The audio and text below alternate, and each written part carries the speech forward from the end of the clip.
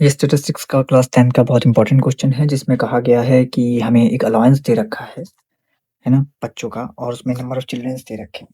यहाँ पर हमारे पास डेली जो पॉकेट अलाउंस है बच्चों का वो है 11 से 13, 13 से 15 और ऐसा करके 23 से 25 तक का इतने रुपए दिए जा रहे हैं और जो बच्चे हैं वो क्या है वो 7, 6, 9 उनके नंबर दे रखे हैं यहाँ पर। हमको इसका मीन भी दे रखा है पर इसमें एक अननोन फ्रीक्वेंसी है ये एफ। हमको इसको निकालना है। हमारे पास जो इसका मीन दे रखा है वो है 18 रुपीस का। तो हमको ये एफ निकालना है। देखिए ये फेवरेट क्वेश्चन है सीबीएसई और एनसीईआरटी में। इसको कैसे निकालना है इंपॉर्टेंट है और बहुत इजी भी है। तो देखिए इसमें कोई भी मेथड के लिए नहीं कहा गया है तो मैं आपसे सजेस्ट करूंगा जब किसी भी मेथड के बारे में नहीं कहा है तो आप सीधे डायरेक्ट मेथड लगाइए क्योंकि सबसे इजी है और बहुत जल्दी आएगा बिना किसी कंफ्यूजन के और सटीक आंसर आएगा। तो हम पहले फॉर्मूला लिख लेंगे कि X bar which is equals to summation over x I F I divided by o summation over F I. ठीक है। अब हमारे पास यही एक्स आई होता है और करस्पॉन्डिंग फ्रिक्वेंसी है। हमें एक्स आई निकालना पड़ेगा by upper limit plus lower limit undivided by 2। एक तरीके से इस क्लास का भी मैंने क्या ले लिया, एक तरीके से एवरेज ले लिया। अब मैंने क्या करना है, एक्स आई निकालना है यहाँ पर। तो 13 प्लस 10 11 डिवाइडेड बाय 2 कितना 24, यानी जाहिर सी बात है 12 एंड देन 14। फिर अगेन क्या करता हूँ मैं इसका ले लेता हूँ तो कितना आएगा 16 18 और 20 और 20 40 और 2 20 एंड देन 22 एंड कितना आएगा इट्स अ 24। ठीक है। मैंने एक ब्लॉक कम बना दिया है तो कोई बात नहीं, मैं लिख लेता हूँ क्योंकि मेरे को एक्स आई एफ आई चाहिए। ठीक है, तो मैं मान लूंगा कि मेरे पास ब्लॉक है तो ले लीजिए, ये ब्लॉक है। मुझे लगा था इतने में काम हो जाएगा। अब एक्स आई एफ आई निकालना है तो हमने मल्टीपल करानी है। ठीक है, एक्स आई की और आपने करानी है एफ आई की।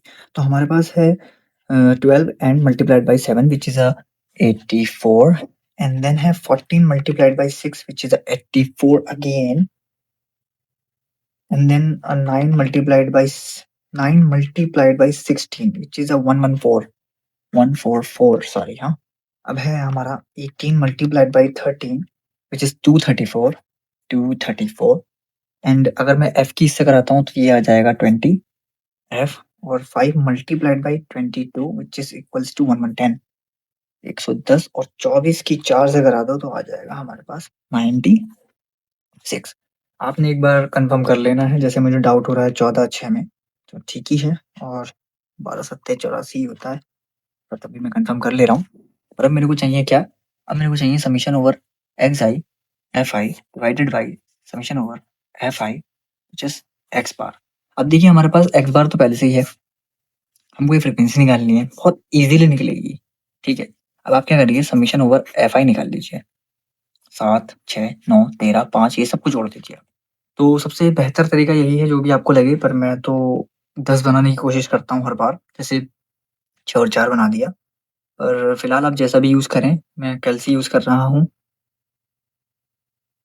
तो ये आ जाएगा आपका 44 प्लस एफ, बिकॉज है ही नहीं तो क्या करें। देखिए आपने क्या जोड़ना है 6 4 10 हो जाता है। फिर इजीली आपने क्या जोड़ना है, आप सो जोड़ सकते हैं। अब 13 और ये 20 हो गया 30 हो गया और फिर इसको इसको जोड़िए सीधे 44 प्लस एफ आ जाएगा आपका। ठीक है। अब हमको ये वाला डेटा जोड़ना और इसके जोड़ने के लिए तो मेरे को भी कैलकुलेटर चाहिए, आप इसको खुद से जोड़ सकते हैं। 144 इससे ही तो पता चलेगा आपके पास कितना दिमाग है ना, क्योंकि मेरे पास ज़्यादा नहीं है।